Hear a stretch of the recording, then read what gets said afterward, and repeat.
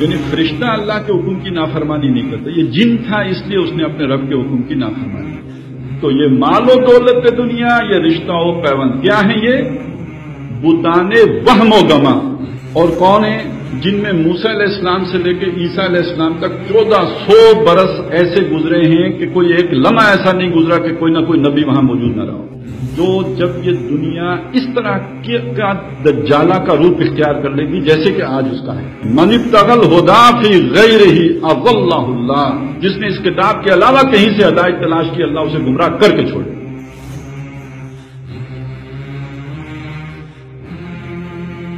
رب اشرح لی صدری ویسر لی امری واحلل عقدۃ من لسانی یفقہوا قولی، آمین یا رب العالمین۔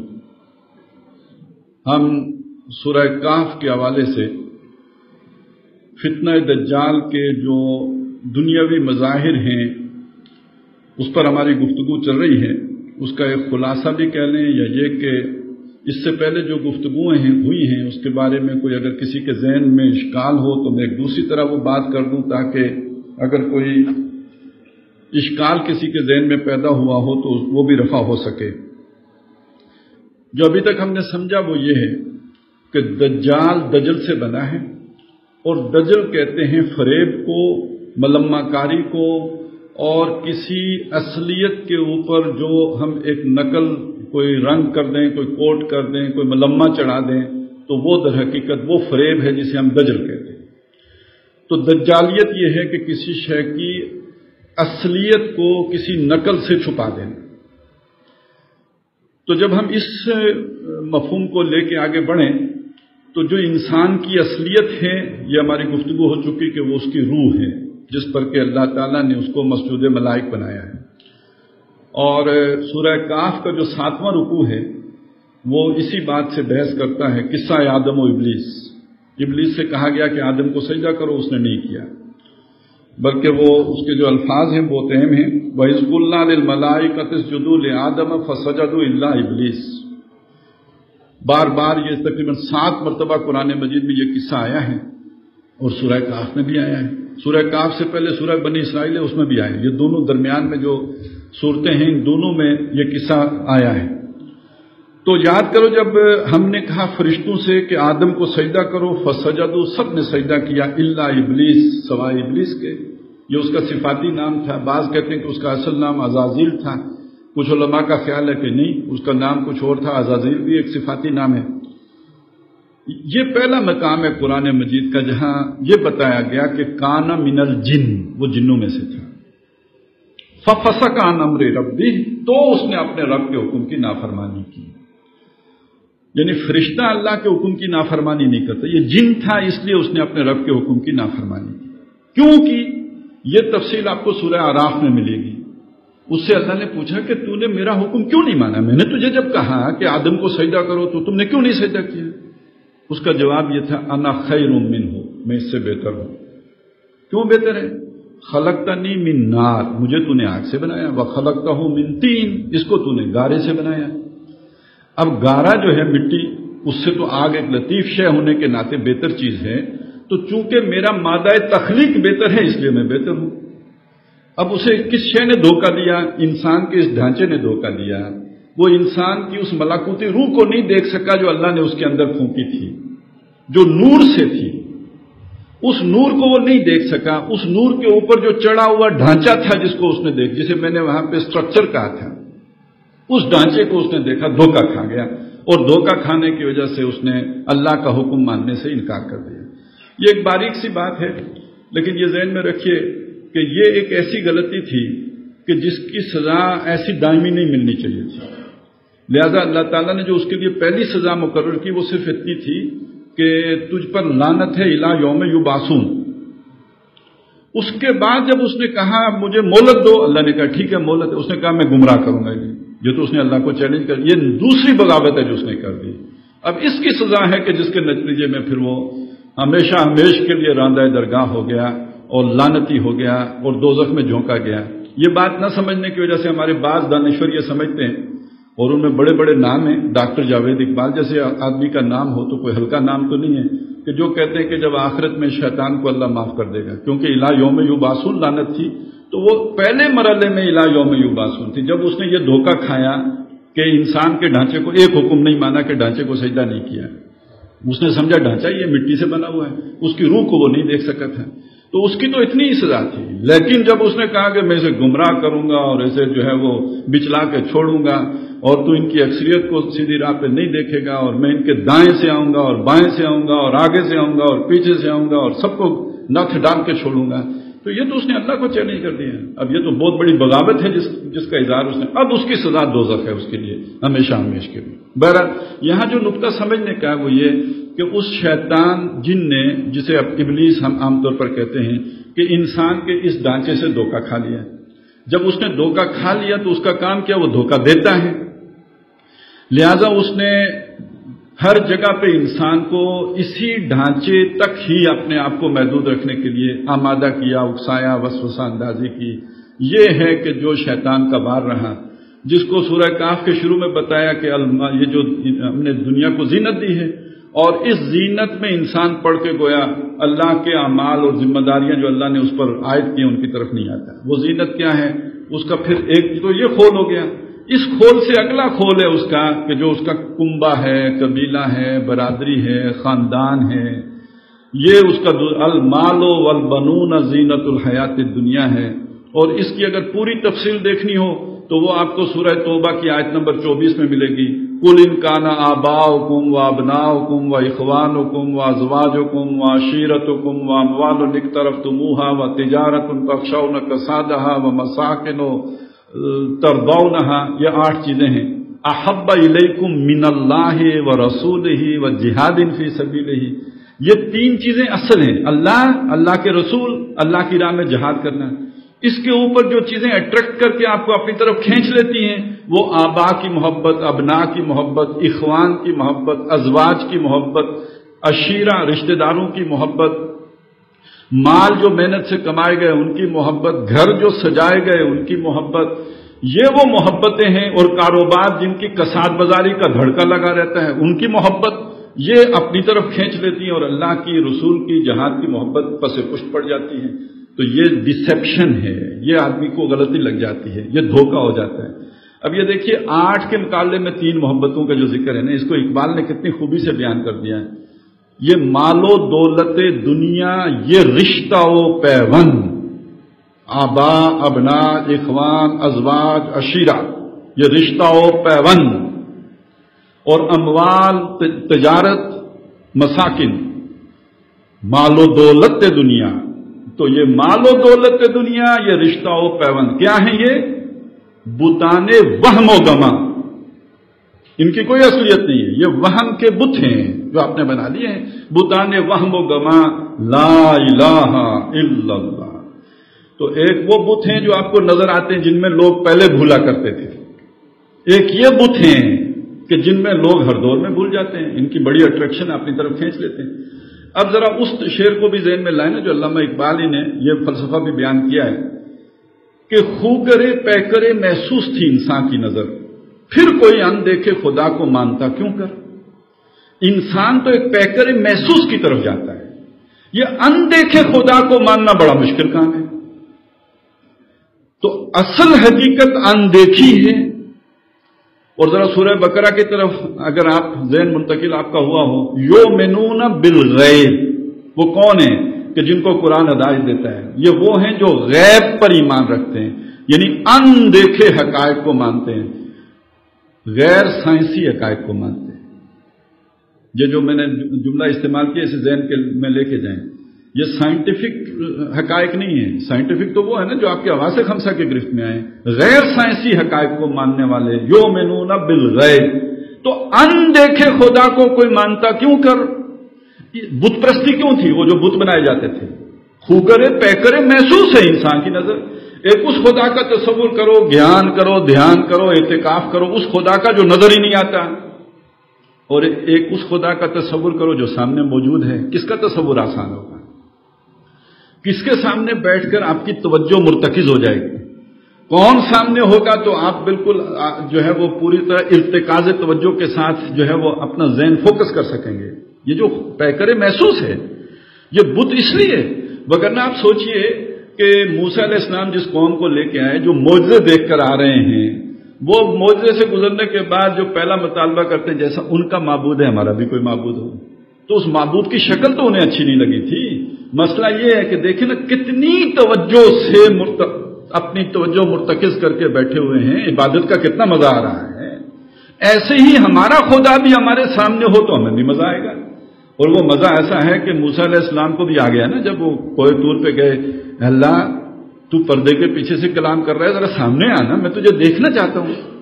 تو یہ جو دیکھنے کی خواہش ہے اور جو دیکھا بالا خدا ہے، اس پر زیادہ توجہ مرتکز کی جا سکتی ہے۔ تو چونکہ وہ اندیکھا خدا نظر نہیں آتا، لیلا نظر آ جاتی ہے۔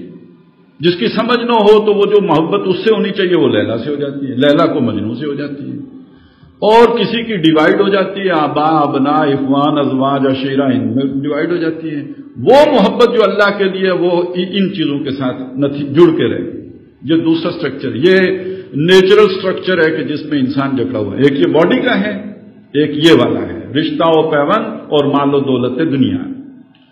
اب جو ہمارا دور آیا ہے، آپ نے دیکھا یہ رشتے بھی کمزور پڑ گئے اس دور میں آ کے، خاندان کمزور پڑ گیا، قبیلے ختم ہو گئے، برادری بھی اب بس آخری سانسیں لے رہی ہے۔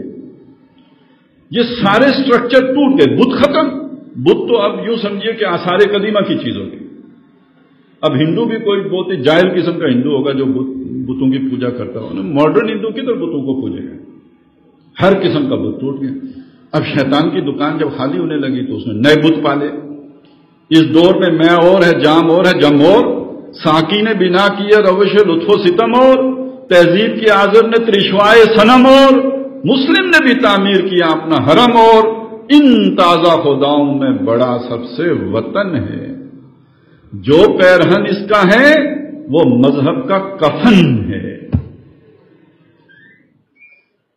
اب ہم ویسے لڑتے رہتے ہیں کون شہید کون نہیں شہید، سب شہید، ہندو شہید، سکھ شہید، مسلمان شہید، وطن پہ جان دیے نا، معبود وہ ہے جس نے وطن پہ جان دی، شہید۔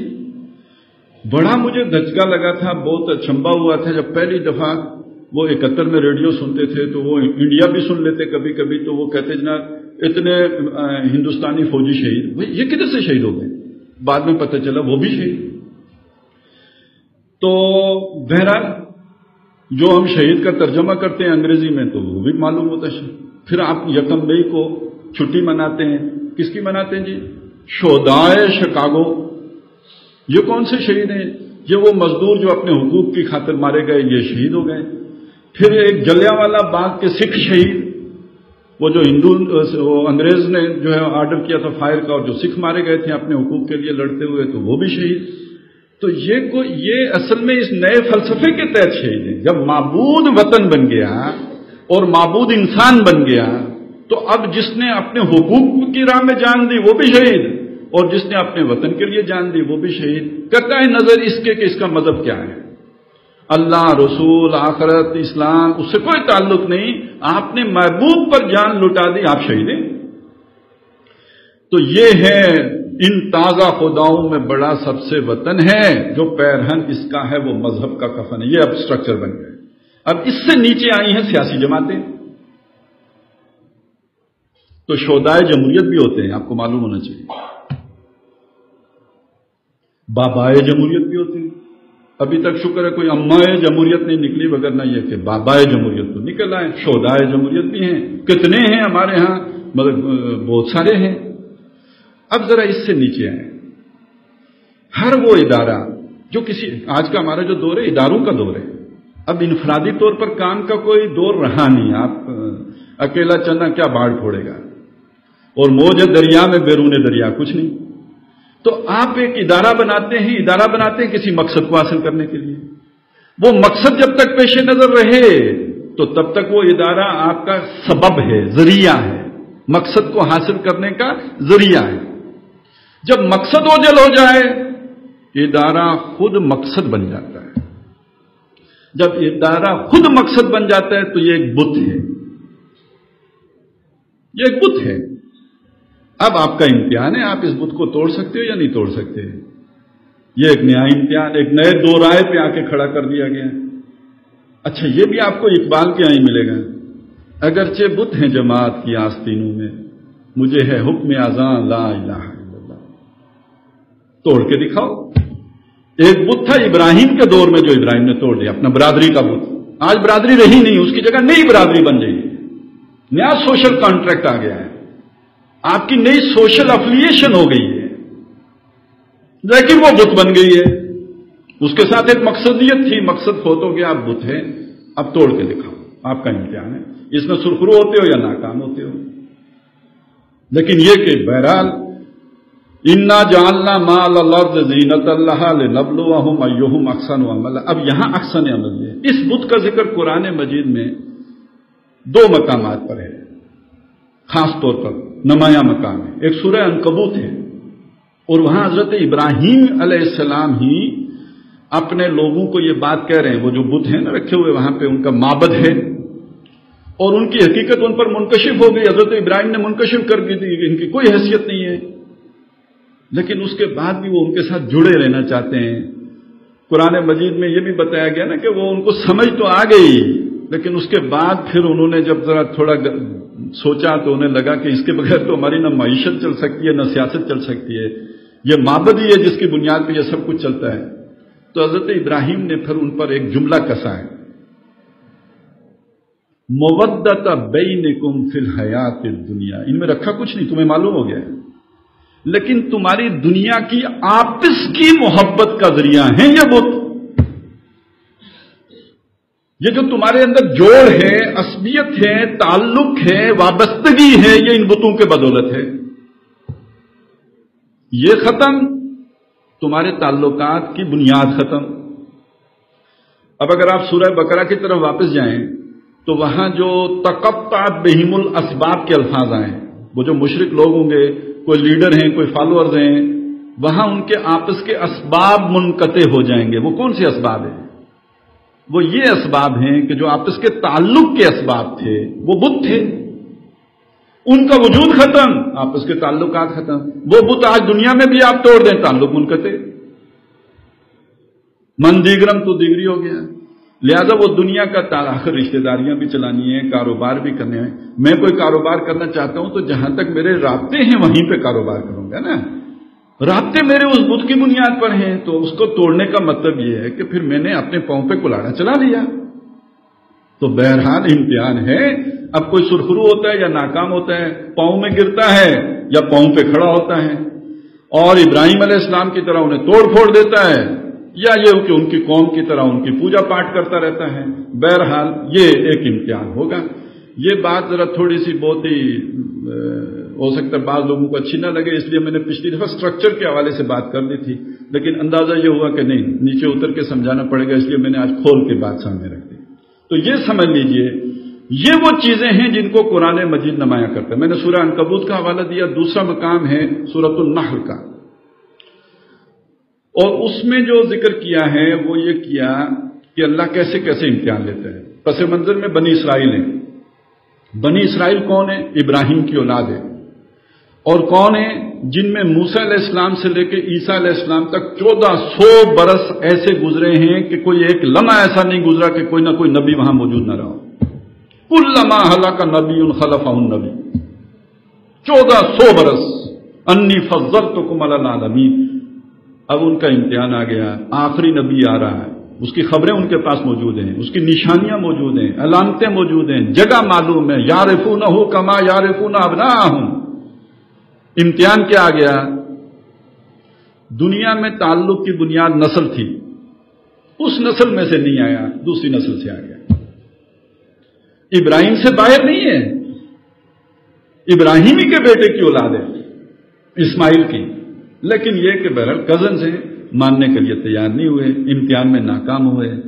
اس کو سورۃ النحل میں بیان کیا، ایک امت دوسری امت سے بڑی نہ ہو جائے، وہ امت کی عصبیت، جماعت کی عصبیت، وہ رکاوٹ بن گئی، اور محمد الرسول اللہ صلی اللہ علیہ وسلم جیسی ہستی پر ایمان لانے سے محروم رہ گئے۔ تو یہ دو مقامات آپ سامنے رکھیں۔ یہ ہے وہ دجل جس میں انسان مبتلا ہو جاتا ہے، یہ ہے وہ فریب کہ جس میں گاہ میری نگاہ تیز چیر گئی دل وجود، گاہ الجھ کے رہ گئی میرے توہمات میں. یہ وہ وہمی اور خیالی اور گمانی تعلق ہیں کہ جن میں انسان الجھ کے رہ جاتا ہے. یہ وہ تعلقات ہیں جو آخرت میں منقطع ہو جائیں گے. فتقطعت بہم الاسباب، یہ اس دن نہیں کام آئے گا. اس دن جو اللہ سے تعلق تھا وہ قائم آئے گا. یہ ہے وہ اصل تزکیہ. آپ نے اللہ کے لیے اپنا سب کچھ قربان کرنے کی تیاری کر لی یا نہیں کر لی؟ محبوب چیزیں بھی اور مفاد والی چیزیں بھی. ابراہیم کا وہ امتحان بھی ہوا، محبوب چیز بیٹے کا امتحان بھی ہو گیا کہ اس کو آپ نے ذبح کیا، اپنی طرف سے تو کر دیا، وہ تو اللہ نے جس طرح بچا لیا سو بچا لیا. یہ ہے اصل میں وہ جو دجالیت جس کو قرآن مجید بیان کر رہا ہے. اب میں آتا ہوں جو سورہ انعام کا آیات 112 جو میں نے پچھلی دفعہ جن کا ذکر کیا تھا، کچھ تھوڑی بہت بات ہوئی تھی، آج ذرا میں نے اس پر تفصیل سے بھی بات کرنی ہے. اب اس کو جوڑ لیجئے سورہ کاف کے ساتھ میں رکوع کے ساتھ کہ اصل جھگڑا کہاں سے شروع ہوا. وہ جو دجل جس کا شکار ابلیس ہوا، اور اس کے بعد اس نے یہ کہا اللہ جیسے تو نے مجھے جس بنیاد پہ گمراہ کیا میں ان کو گمراہ کر کے چھوڑوں گا، میں ان کو فریب میں مبتلا کروں گا، میں ان کو مزین کر کے دکھاؤں گا، ڈیکوریٹ کروں گا، ان کے آگے پیچھے سب کو خوبصورت بنا کے انہیں دکھاؤں گا.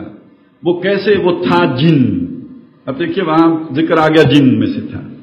اب سنیے اس مقام کو، وَكَذَلِكَ جَعَلْنَا لِكُلِّ نَبِيٍّ، اسی طرح ہم نے ہر نبی کے لیے مقرر کر دیے عدوًا، دشمن، شیاطین الانس والجن، جنوں انسانوں میں سے جو شیاطین. اب ایک مسئلہ ایسا ہے جو میں چھیڑنا تو نہیں چاہتا تھا لیکن مجھے ضرورت پیش آ رہی ہے، میں اس کو واضح کیے بغیر شاید آگے بڑھنا مشکل ہو جائے کہ ایک شیاطین کا جنوں میں سے جو شیاطین ہیں ان کے تو سمجھ میں بڑی آسانی سے آ جاتی. انسانوں میں سے شیاطین کون ہیں؟ یہ ایک خیال ہے. سورہ اگر بنی اسرائیل میں آپ اگر دیکھیں بڑی عجیب بات آئی ہے. وہاں جب شیطان کو اللہ نے چھٹی دی فاستفزز من استطعت منهم من صوتك واجلب عليهم بخيلك ورجلك وشاركهم في الاموال والاولاد، کہ اللہ نے کہا ٹھیک ہے جا انہیں بچلا لے، ورگلا لے، گمراہ کر لے. من استطعت، جس جو ہے بھی تیرا بس چلتا ہے اور جس طرح چاہے، اپنی صوت سے، اپنی آواز سے. اب یہ شیطان کی آواز عام طور پہ کہا گیا جتنی بھی موسیقی کی آوازیں ہیں. موسیقی دیکھیے، موسیقی تو آپ جب ہم قرآن مجید بھی پڑھتے ہیں تو موسیقی تو اس کے اندر بھی ہے، ایک ملکوتی غنا ہے. جب بھی ردم میں بولتے ہیں تو اس میں موسیقی تو آ ہی جاتی ہے. ہم نعت بھی پڑھیں تو اس کے اندر موسیقی تو آ گئی. یہ خاص طور پہ جو بڑی پوزیسنگ آوازیں ہوتی ہیں، مطلب مجھے ایک گلوکار تھے ان کے بارے میں یہ پڑھنے کو ملا کہ ان کے گلے میں بھگوان بولتا تھا. گاتے گانا تھے، ان کے گلے میں بھگوان بولتے تھے. آپ سوچیں نا کیا کون سا بھگوان بولتا ہو؟ شیطان بولتا ہو. موسیقی روح کی غذا ہے. روح کی غذا تو نہیں ہے، روح کی غذا تو قرآن ہے. یہ جو موسیقی ہے کہ جو قرآن کی جگہ پہ استعمال ہو رہی ہے اور جسے روح کی غذا بنا کے پیش کیا جا رہا ہے اور جسے کہا رہا ہے بھگوان بولتا ہے، یہ ہے جو اور دنیا میں آپ کو معلوم ہے کتنے لوگ اٹریکٹ ہوتے ہیں. اور جب آپ تھوڑا بہت قرآن پڑھ لیتے ہیں اس کے بعد زیادہ اٹریکشن محسوس ہوتی ہے اس میں. آپ کو تجوید کے قواعد جب آ جاتے ہیں نا، پہلے ہو سکتا ہے آپ کو کم اٹریکشن ہو اس کے بعد آپ کو زیادہ محسوس ہو، کیونکہ تھوڑی بہت موسیقی تو آپ نے سیکھ لی ہوتی ہے، کچھ فن آشنا آپ بھی ہو گئے ہوتے ہیں. اس سے آگے چلیں، بصوتے کا واجلب علیہم برجلے کا اور بخیلے کا و رجلے کا، ان کے اوپر اپنے پیادے بھی لے آؤ اور اپنے سوار بھی لے آؤ. وہ یوں جیسے آج کل بری اور فضائی افواج ہوتی ہیں، تو شیطان کی بری فوج کون سی ہوئی؟ انسان. فضائی فوج کون سی ہوئی؟ جن.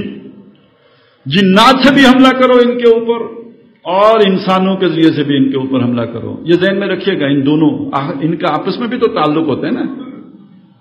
دونوں فوجیں آپس میں بھی تو ایک لائزون قائم کر کے آگے بڑھتی ہیں.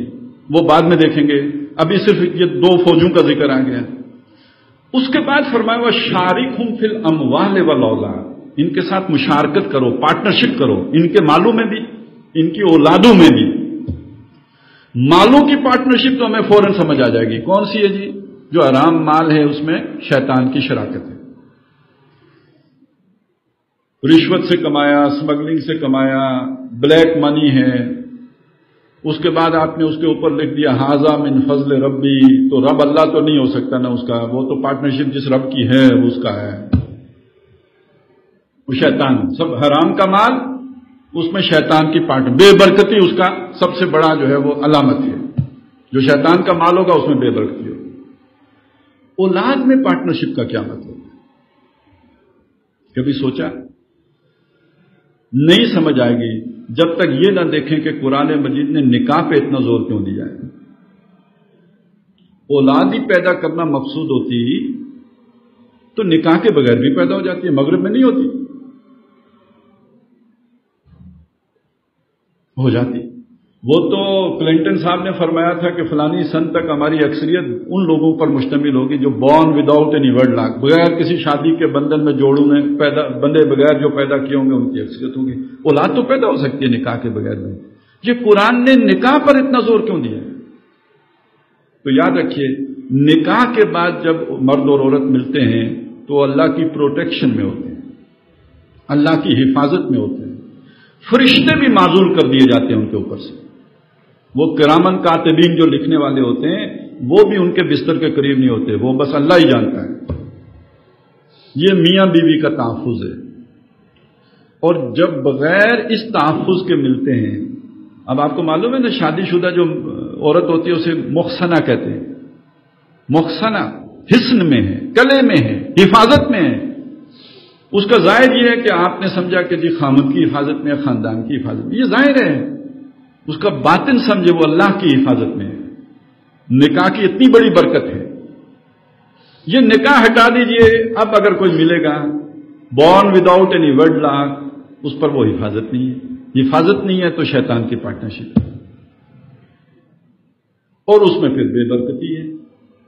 بے برکتی کا کیا مطلب ہے؟ اس میں شقاوت ہے، اس میں شرارت ہے، اس میں فساد ہے، اور یہ جنوں کا آسان الاکار ہے، انہی کی پروڈکشن ہے.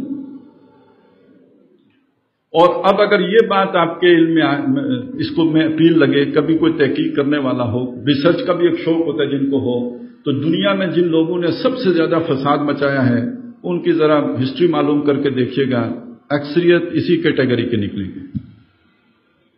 بڑی خاص بات. اور اگر یہ سمجھ میں آئے تو پھر کلنٹن کا دعویٰ سمجھ میں آئے گا. وہ کس کو یہ بتا رہا ہے کہ ہماری اکثریت ایسے ہونہار لوگوں پر مشتمل ہوگی؟ اللہ کو نہیں، وہ شیطان کو بتایا جا رہا ہے کہ یہ ہمارا ملک تو اب سارا آپ ہی کا ہوگا، آپ فکر نہ کریں. یہ ہیں جو پھر فساد برپا کرتے ہیں، یہ ہیں جو بربادیاں لاتے. ان کے ساتھ یہ بری فوج ہے. اس بری فوج کے ساتھ اس فضائی فوج کا رابطہ ہوتا ہے جس کو یہاں بیان کیا، عدوً شیاطین الجن والانس. یہ جن و انس کے جو شیطان قسم کے ہوتے ہیں ان کا آپس میں پھر کانٹیکٹ ہوتا ہے. یوخی بعضهم الی بعض، ان میں سے بعض اپنے بعض کی طرف، یعنی وہ جو شیاطین جن ہیں وہ شیاطین انس کی طرف وحی کرتے ہیں، القاء کرتے ہیں، ان کو وسوسہ ڈالتے ہیں، ان کی طرف اپنا پیغام بھیجتے ہیں. زخرف القول غرورا. زخرف القول میں پچھلی دفعہ وضاحت کر چکا ہوں، وہ بات جو بڑی اٹریکٹیو ہو، ملمہ کی ہوئی ہو، بڑی لچھے دار ہو، بڑی توجہ کو کھینچ لینے والی ہو. ان یقولوا تسمع لقولہم، وہ بات کریں آپ ان کی بات کو توجہ سے سننے پر مجبور ہو جائیں. ایسی جو ہے وہ ان کی بات میں کشش ہو، اٹریکشن ہو، آپ کو کھینچ لیں. جیسے آتا ہے بعض جو ہے وہ اشعار ایسے ہوتے ہیں ان میں جادو ہوتا ہے، بعض بیان ایسے ہوتے ہیں جادو اثر ہوتے ہیں. تو وہ مثبت طرف بھی استعمال ہو سکتے ہیں، منفی طرف بھی استعمال ہوتے ہیں. لوگوں نے اللہ کے کلام کو بھی جادو قرار دیا ہے، رسول کے کلام کو بھی جادو قرار دیا ہے. لیکن یہ کہ اللہ اور رسول کے پیغام سے ہٹ کر اگر کسی کا پیغام اتنا اٹریکٹیو ہو گیا تو اس کے پیچھے تو کوئی اثر ہو سکتا ہے. یوخی بعضهم الی بعض، وہ ایک دوسرے کی طرف وحی کرتے ہیں. زخرف القول، ایک ملمہ کی ہوئی بات. غرورا، ہوتا دھوکہ ہے، ہوتا فراڈ ہے. اس کی حقیقت کوئی نہیں ہوتی. اب اس کی اگر آپ تفصیل میں جائیں، ہمارے سامنے بہت سے ایسے اقوال ہیں جن کے ظاہری معنی اور ہوتے ہیں، باطنی معنی اور ہوتے ہیں. مثلا حقوق انسانی کتنا اچھا لفظ ہے، لیکن یہ کہ اگر آپ اس کی تحقیق میں جائیں اور خاص طور پر جب آپ اقوام متحدہ اور سلامتی کونسل تک پہنچیں تو حقوق انسانی کا جو معنی چھن کے نکلے گا وہ پتہ کیا ہے؟ حقوق یہودی. 1000 مسلمان مارے جائیں، لاکھ مسلمان مارے جائیں، اقوام متحدہ کو کچھ نہیں ہوگا. ہاں 2-4 یہودی مارے جائیں تو وہاں تھلی مچ جائے. اس کا مطلب حقوق انسانی کا مطلب ہے حقوق یہودی. اقوام عالم بہت سی قومیں ہیں، لیکن یہ کہ باقی قوموں کا برکس نکل جائے، اقوام متحدہ کو کچھ نہیں ہوگا. کوئی خاص قومیں ہیں کہ جن کا اگر نقصان ہو جائے تو وہ حرکت میں آ جائے گی. اس کا مطلب اقوام عالم کی جب بات آئے گی، ان کے مفادات کی بات آئے گی، ہر قوم مراد نہیں ہے، کوئی خاص قومیں مراد ہیں. اسی میں وہ لفظ لے آئیے جو ہمارے ہاں بڑا معروف ہوا تھا، روشن خیالی. کتنا اچھا لفظ ہے، کتنا توجہ کو اپنی طرف کھینچ لینے. روشن خیالی، روشنی تو وہ ہے جو اللہ نے دی، رسول نے دی. یہاں روشن خیالی کا مطلب کیا ہے؟ جتنا آپ اللہ رسول کے باغی ہو جائیں اتنے روشن خیال ہیں. یہی ظلم جمہوریت کے ساتھ ہوا. دیکھیے یہ جسے سیاست کہتے ہیں، سیاست کام جو ہے انبیاء کا کام ہے. کانت بنو اسرائیل تسوسہم الانبیاء. ہمارے ہاں سیاست کیا ہوتی ہے؟ منافقت کا نام سیاست رکھ لیا ہے. صحافت کتنا اچھا، صحیفہ، صحف ابراہیم اس سے بنی نا. یعنی جو کام انبیاء کیا کرتے تھے وہ صحافت ہے. آج صحافت کیا ہے؟ لوگ کہتے ہیں پتہ نہیں لفافہ سے صحافت، یہ وہ حقیقت جانے تو آپ کہیں گٹر صحافت. گٹر سے اتنی بدبو نہیں آئے گی جتنی کہ اس کے اندر سے آئے گی. وکالت، آپ ایک ایک لفظ کو اٹھا کے دیکھیں، کتنا خوبصورت لفظ، کتنا بہترین لفظ، لیکن یہ کہ جس مفہوم کے اوپر اس کا اطلاق کیا گیا بالکل ایسے ہی ہے کہ کسی جوہری نے تانبے کے اوپر سونا چڑھا دیا. وہی دجل، وہی فریب، وہی فراڈ آپ کو ہر طرف نظر آ رہے ہیں.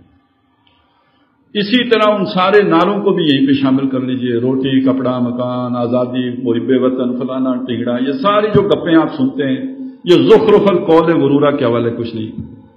اب تھوڑی سی ایک طرف بات بھی سن لیں، یہ تو آپ کو اچھی لگی ہوگی.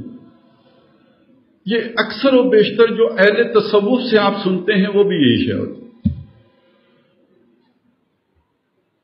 اے بندے اپنے دل میں یہ احساس پیدا کر لے اللہ محبت سے دیکھ رہا ہے. اس جملے میں کوئی خرابی نظر آتی ہے آپ کو؟ بڑا اچھا جملہ ہے، بڑا اٹریکٹیو جملہ ہے، بڑا بہترین جملہ ہے. تجزیہ کر کے دیکھیں کیا مطلب نکلے گا. تم سود کھاؤ وہ محبت سے دیکھتا رہے گا. تم حرام خوریاں کرو وہ محبت سے دیکھتا رہے گا. تم فراڈ کرو وہ محبت سے دیکھتا رہے گا. تم پڑوسی کے پلاٹ پہ قبضہ کر لو وہ محبت سے دیکھتا رہے گا. تم پڑوسی کی بیویاں کھیالو وہ محبت سے دیکھتا رہے گا. تم جو گھپلے کرو وہ محبت سے دیکھتا رہے گا. واٹ از دس؟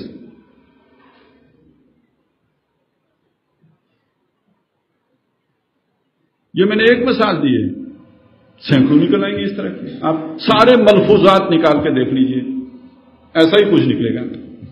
زخرف القول ہے. مجھے تو کبھی کبھی لگتا ہے حضرت علی رضی اللہ تعالیٰ عنہ،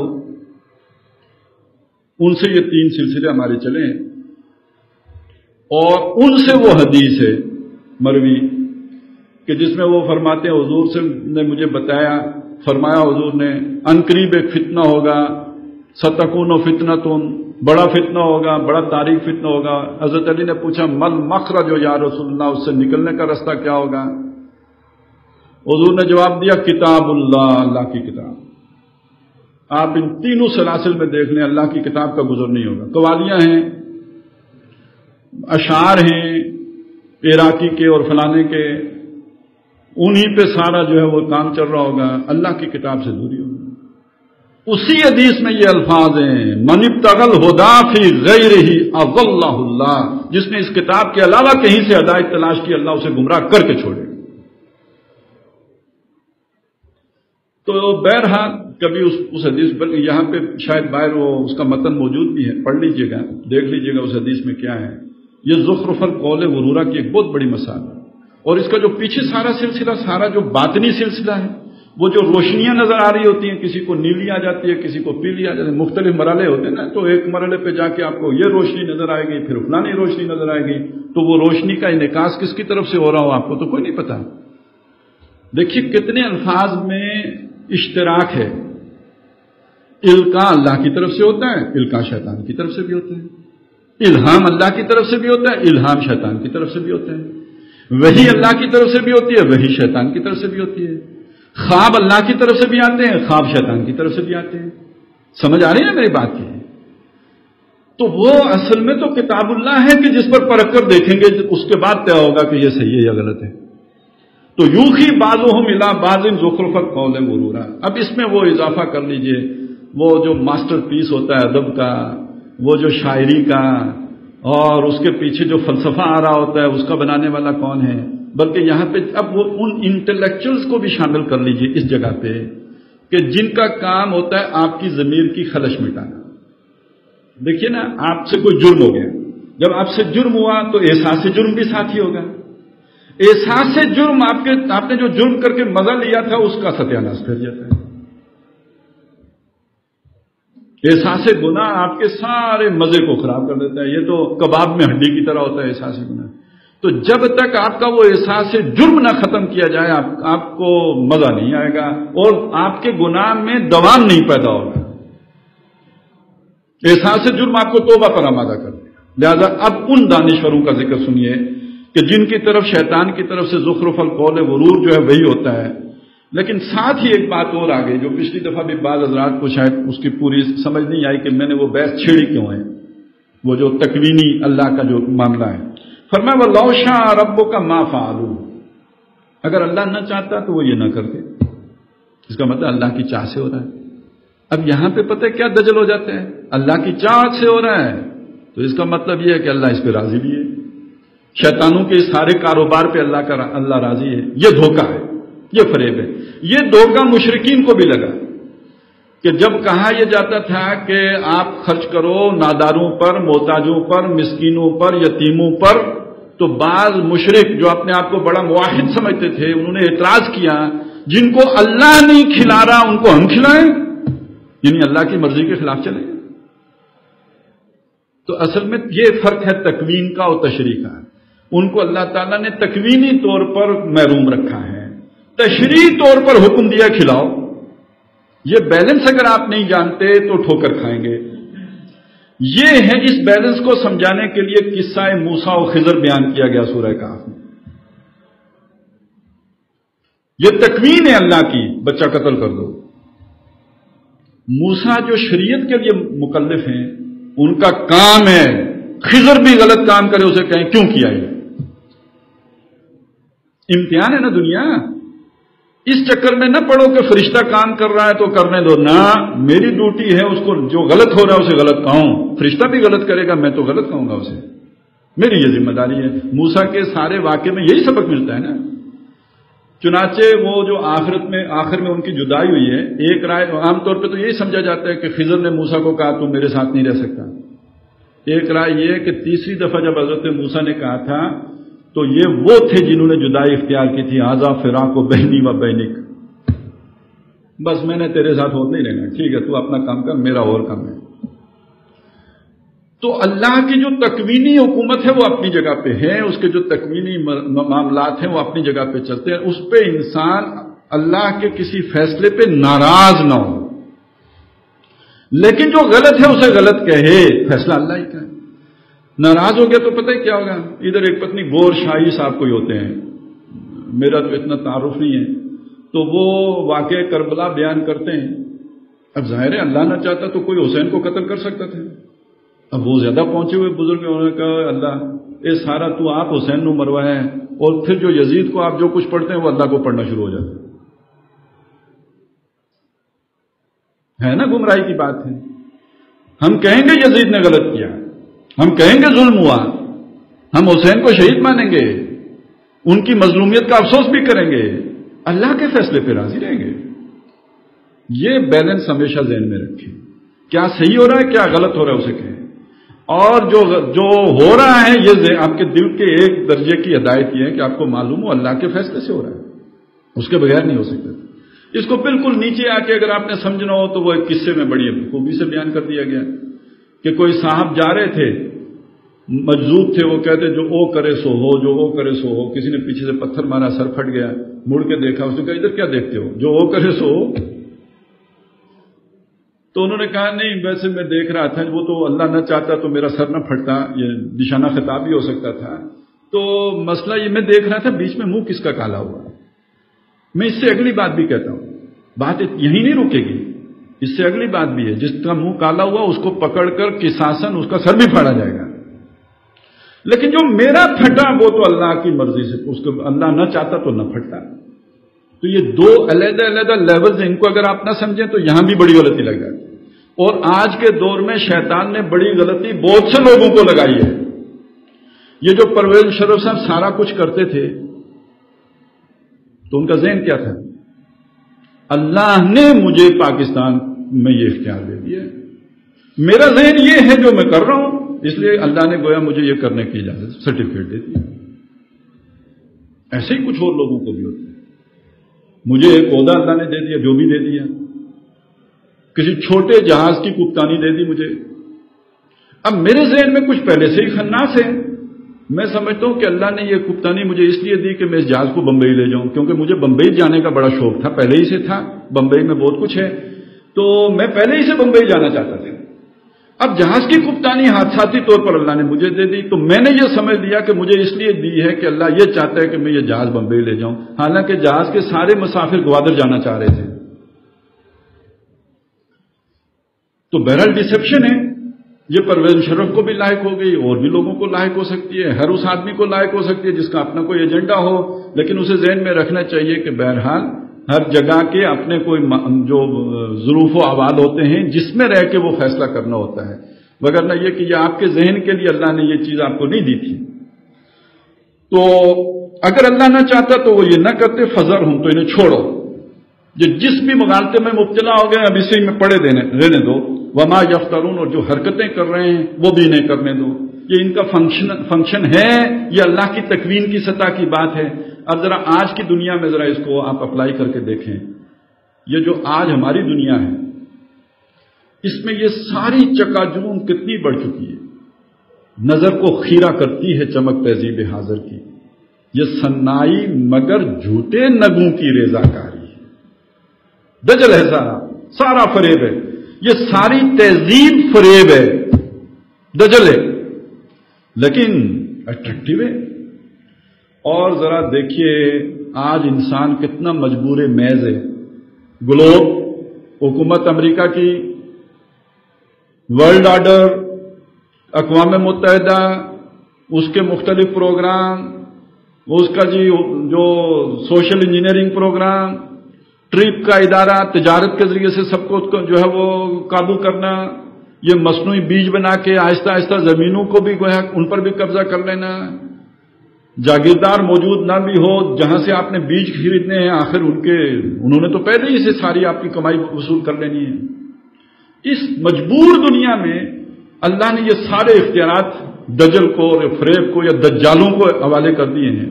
یہ دجالوں سے بھی ذہن میں رکھیے، حدیث میں یہ آیا ہے ایک دجال نہیں ہوگا، 30 دجال ہوں گے، 30 دجالون، اور وہ جو بڑا دجال آئے گا اس سے پہلے چھوٹے چھوٹے کئی آئیں گے، اس دور میں بڑے شیاطین آزاد ہو جائیں گے۔ تو یہ جو بعض ایک دوسرے کی طرف وہی کر رہے ہوں گے تو پہلے دور میں بھی ہوتے رہے، اس دجال کے آنے سے بالکل ماقبل یہ وہی بہت زیادہ ہو جائے گی، نئے نئے فلسفے، نئے نئے چیزیں، نئے نئے جو ہے وہ ادب اور کیا کیا ہوگا، لوگوں کو اپنی طرف کھینچ لے گا۔ یہ سب اگر اللہ نہ چاہتا تو نہ ہوتا، اللہ نے چاہا یہ ہو گیا، تو اس کا مطلب ہے آج آپ کا امتحان اتنا ہی سخت ہو گیا۔ اس دنیا میں کون ہے جو میرا نام لیتا ہے؟ ان مشکل حالات میں کون ہے جو میرے لیے اجنبی بنتا ہے؟ اس گلوبل ولیج میں وہ کون ہے جو آئسولیشن برداشت کرنے کے لیے تھے؟ میرے لیے ہے، باقی ساری دنیا سے کٹ گیا ہے۔ یہ امتحان ہے اور آسان نہیں ہے، آپ سمجھ سکتے ہیں کتنا مشکل ہے۔ اور یہاں پہ وہ حدیث رکھیں، ایک وقت آئے گا دین پر عمل کرنا اتنا مشکل ہو جائے گا جیسے انگارہ ہاتھ میں پکڑے۔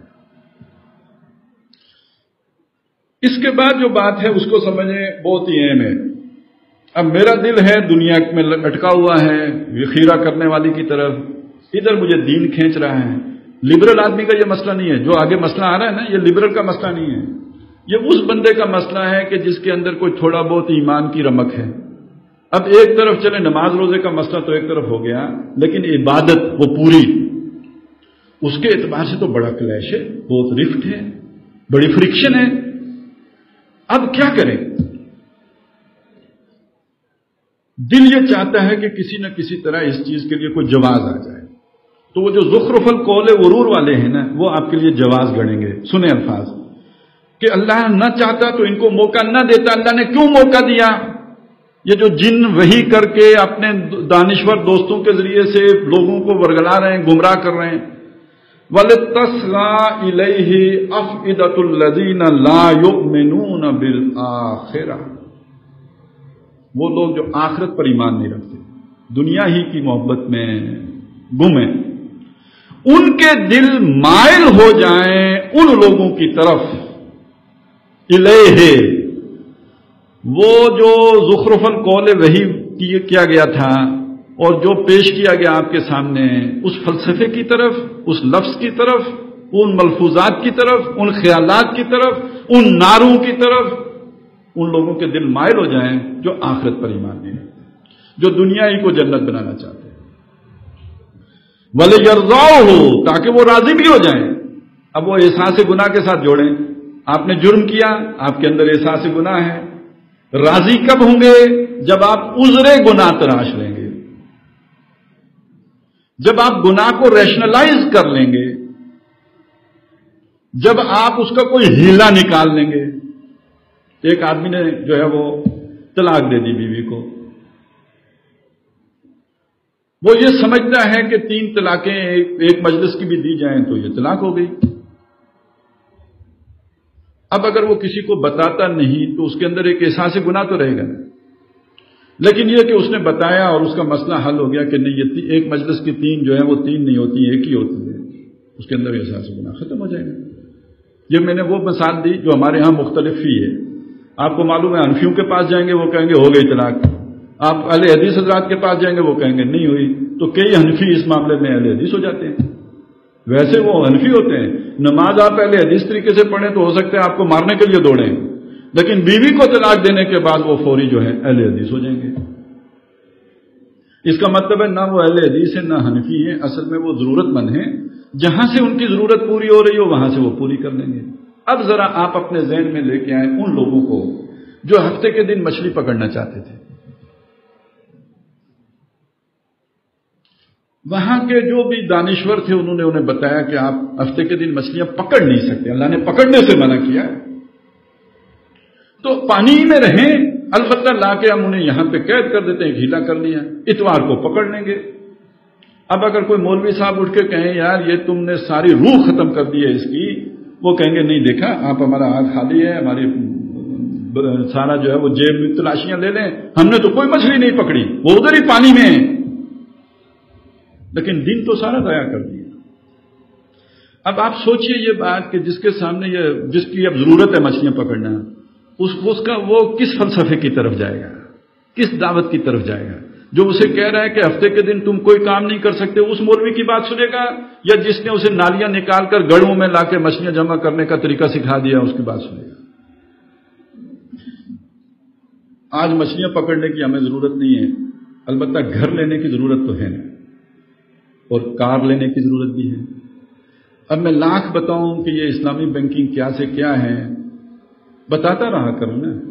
اب جس کی ضرورت ہے گاڑی لینا وہ بیچارہ تو اسلامی بینکنگ کرے گا، اس کو تو مچھلی پکڑنے کا طریقہ جو بتا دیا گیا وہ بلے یرضاؤ ہو، تاکہ اس پہ راضی ہو جائیں، وہ کہیں ہاں یس،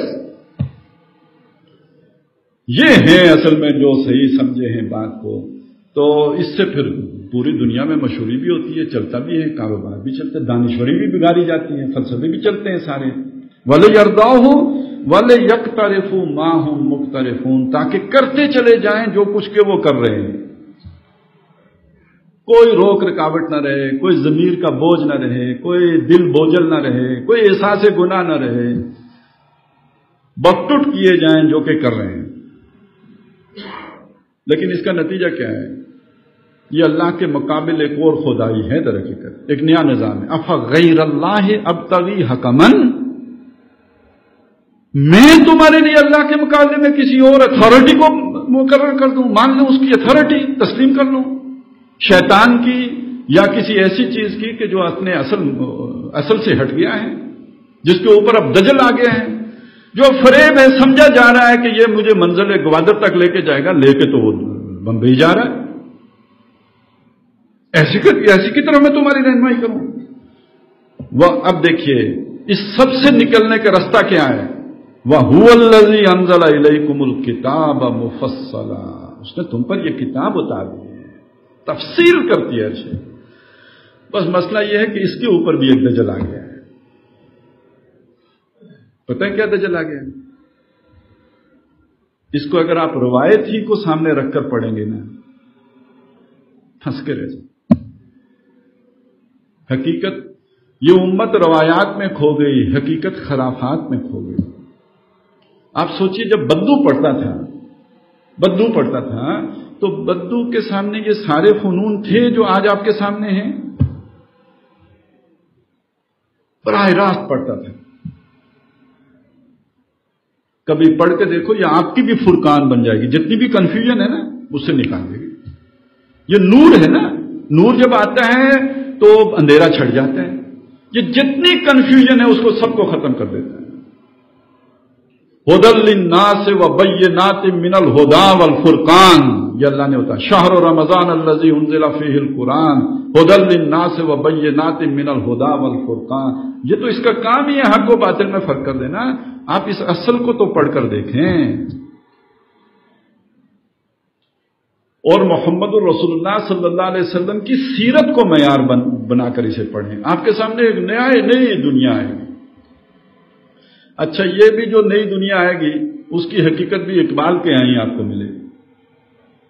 جزبہ قرآن زیغمی روبائی است، فقر قرآن اصل شہنشاہی است. فقر قرآن اختلاط ذکر و فکر کامل نہ دیدم جزبہ ذکر. وہ جو پہلا شعر ہے اس میں کیا عظیم بات کی ہے. کتنا دانا آدمی ہو، کتنا سیانہ ہو، کتنا عقل مند ہو، تو جیسے قرآن کے بغیر شیر بھی لومڑ ہے. یعنی عیار اور مکار ہوگا، باتوں کا بڑا تیز من باتوں سے موہ لے لے گا، وہی زخرف القول غروری ہوگا. لیکن اگر اس کے ساتھ قرآن نہیں، یہی کچھ ہوگا، فریب ہی ہوگا. اس کی ساری عقل مندی فریب ہی کے کام میں لگے گی. عقل عیار ہے سو بیس بدل دیتی ہے. اور فقر قرآن اصل شہنشاہی است. قرآن مجید جو انسان کا تزکیہ کرتا ہے نا، شفاء لما فی الصدور ہے، اس کا نتیجہ کیا نکلتا ہے؟ یہ سارے بت ٹوٹ جاتے ہیں. شخصیت کا بت، انانیت کا بت، یہ رشتہ داریوں کا بت، یہ مال و دولت دنیا کا بت، یہ جو بھی اسٹرکچر ہے آپ کے گرد، جو خول آپ کے اوپر چڑھایا گیا ہے، وہ اسٹرکچر کا بڑا پیارا لفظ ہے، اس خول کے ساتھ جڑتا ہے جو قرآن مجید کہتا ہے نا کہ ہم لے آئے نا تمہیں فرادا مجرد کما خلقناکم اول مرۃ، جیسے ہم نے تمہیں پہلی مرتبہ پیدا کیا. وَتَرَكْتُمْ مَا خَوَّلْنَاكُمْ وَرَاءَ ظُهُورِكُمْ، اور جو کچھ تم کو ہم نے خول چڑھا دیے تھے وہ تم اپنی پیٹھوں کے پیچھے چھوڑ آئے ہو. جو تمہارا سٹرکچر تھا وہ آج ٹوٹ گیا. جو بھی تھا، پیر پرستی کا تھا، مادہ پرستی کا تھا، فقیر پرستی کا تھا، جماعت پرستی کا تھا، وطن پرستی کا تھا، بت پرستی کا تھا، سب ٹوٹ گیا. شخصیت پرستی کا تھا، ٹوٹ گیا. آج اکیلے آ گئے، مجرد آ گئے. تو یہ ہے در حقیقت وہ کتاب جو آپ کی آنکھیں کھول دے گی. والذی آتیناہم الکتاب، اور وہ لوگ کہ جن کو ہم نے کتاب اس سے پہلے دی، وہ حقیقی جو ایمان رکھنے والے ہیں اس کتاب پر، یعلمون انہ منزل من ربک بالحق، وہ جانتے ہیں کہ جو آپ پر نازل کیا گیا ہے نبی صلی اللہ علیہ وسلم آپ کے رب کی طرف سے وہ برحق ہے. فلا تکونن من الممترین، اے مسلمانوں، اے مخاطب، اے قرآن پڑھنے والے، اس قرآن کی آیات بینات کے بارے میں، اس کے بیان شدہ حقائق کے بارے میں شک میں نہ پڑنا. کوئی شیطان وسوسہ اندازی کر کے تمہیں مشکوک نہ کر دے. اب یہ دیکھیے اس کو پھر واپس لے کے جائیں کدھر؟ جب نبی تلاوت کرتا ہے تو شیطان القاء کرتا ہے، نئے معنی ڈال دیتا ہے، اصلی ہٹا دیتا ہے، وہ جو پچھلی دفعہ جس پر میں تفصیل سے بات کر چکا ہوں۔ اب ایک اور آپ کے سامنے نظر رکھوں، سورہ اعراف میں، چونکہ یہ سورہ انعام کی آیات تھی تو سورہ اعراف میں جو ہے شیطان نے ذرا تفصیل سے اللہ سے ذکر کیا تھا کہ میں کدھر کدھر سے اس پر حملہ کروں گا۔ اس میں ایک چیز تھی کہ میں اس کے دائیں سے بھی آؤں گا، اس کے بائیں سے بھی آؤں گا۔ اس کا مطلب بڑا آسان، بائیں سے آؤں گا، برائیوں سے آؤں گا، یعنی برائیوں کو ڈیکوریٹ کر کے لاؤں گا، شوگر کوٹڈ کر کے، مزین کر کے لاؤں، اچھا بنا کے لاؤں گا، خوبصورت الفاظ کا جامہ اوڑھاؤں گا ان کو، برائی کا نام روشن خیالی رکھوں گا۔ دائیں طرف سے آؤں گا کا کیا مطلب ہے؟ نیکی کے رستے آؤں گا، نیک بناؤں گا، لیکن ٹارگٹ سے ہٹا دوں گا۔ یہ میں صرف کوئی اپنی ذہنی اختراع نہیں ہے، اللہ کے نبی نے فرمایا کچھ ایسے لوگ ہوں گے اتنے نیک ہوں گے کہ جن کے اعمال دیکھ کر تمہیں اپنے عمل حقیر معلوم ہوں گے۔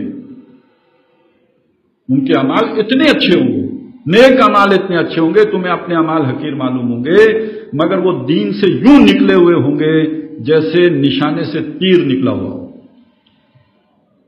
قرآن پڑھیں گے ان کے حلق سے نیچے نہیں جائے گا۔ اور یہ بھی حدیث ہے، اکثر منافقی امتی قراءھا، میری امت کے منافقین کی اکثریت قرآن پڑھنے والوں کی ہوتی۔ یہ نیک عمل کیسے فریب بن جاتا ہے؟ آپ چیک کر کے دیکھیے، جس کو کوئی آخرت کا تھوڑا بہت ایمان ہونا، جس کا نہ ہو اس کا معاملہ الگ ہے، جس کا تھوڑا بہت ہو۔ اب مارکیٹ میں اگر وہ کاروبار کر رہا ہے تو مارکیٹ کے اپنے اصول ہیں، ان کو فالو کرنا پڑتا ہے۔ وہ دو نمبریاں بھی کرے گا، ملاوٹیں بھی کرے گا، سارا کچھ کرے گا۔ اب اس کے اندر ایک خلش بھی ہے، تو پتہ ہے کیا کرے گا؟ سب سے زیادہ صدقہ خیرات کرنے والا بھی ہے۔ مارکیٹ میں دو نمبر، ملاوٹ بھی، چوری بھی، ٹیکس چوری بھی، سب کچھ، اور مسجد میں چندہ دینے میں بھی سب سے آگے۔ قالین لا کے وہ بچھائے گا، ایئر کنڈیشن وہ لگائے گا۔ تو اس کا یہ صدقہ خیرات اس کے لیے ڈسیپشن ہے، وہ سمجھتا ہے یہ صدقہ خیرات مجھے آخرت میں بچا لے گا۔ یہ ایک مثال دی، ایک اور سنیے۔ ایک آدمی تہجد گزار ہے، جب سب ہم لوگ سوئے ہوتے ہیں وہ تہجد پڑھتا ہے۔ اب اس کی مجبوری ہے، اسے تھوڑا بہت دن کو جھوٹ بھی بولنا پڑتا ہے، کاروباری مسئلے ہیں، وکالت کے تقاضے ہیں، آخر عدالت میں کچھ اونچ نیچ نہ کریں تو کیسے کام چلے؟ تو کہتے ہیں ٹھیک ہے میں تھوڑا بہت جھوٹ بھی بول لیتا ہوں، جب یہ سچے سارے سوئے ہوتے ہیں تو میں اس وقت کھڑے ہو کے رات کو عبادت بھی تو کر رہا ہوں۔ اب مجھے بتائیے اس کی یہ تہجد گزاری اس کے لیے ڈسیپشن ہے یا نہیں ہے؟ اسے استدراج کہتے ہیں، جو نا ایک انسان کو کسی نیکی پہ لگا دیا، وہ سمجھے یہ نیکی میرا بیڑا پار کر دے گی، وہ اس کا پھندا ہوتا ہے۔ ان قیدی متین، یہ میری چال ہوتی ہے اس کے لیے۔ تین مثالیں قرآن مجید میں اس کی دی گئی ہیں، بڑی بڑی نیکیاں کی ہوئی ہوں گی۔ وَقَدِمْنَا إِلَىٰ مَا عَمِلُوا مِنْ عَمَلٍ، ہم قدم بڑھائیں گے ان کے اعمال کی طرف جو بڑے بڑے اعمال ہوں گے۔ فَجَعَلْنَاهُمْ هَبَاءً مَنْثُورًا، ہم انہیں اڑا کے رکھ دیں گے۔ اب اس میں انداز ایسے نا، قدم بڑھائیں گے جیسے کک ماری جاتی ہے کسی شے کو، فٹ بال کو، اس طرح ان کے اعمال کو، پہاڑوں جیسے اعمال کو اڑا کے رکھ دیں گے۔ اسی طرح سورہ نور میں فرمایا کہ وَالَّذِينَ كَفَرُوا أَعْمَالُهُمْ كَسَرَابٍ بِقِيَّةٍ يَحْسَبُهُ الظَّمْآنُ مَاءً، وہ لوگ کہ جو حقیقت میں اللہ کے لیے، آخرت کے لیے وہ عمل نہیں کر، اللہ کے لیے کریں تو پھر دین کامل کی اطاعت کرنی ہوگی۔ یہ آدھا تیتر آدھا بٹیر کر رہے تھے، اس کا مطلب اللہ کے لیے نہیں تھا، ان کا نفس اتھارٹی تھا، غیر اللہ تھا کہ جس کے پاس اتھارٹی تھی، اللہ کے 10 احکام اس نے منظور کر دیے، اس نے ان پر عمل کر دیا۔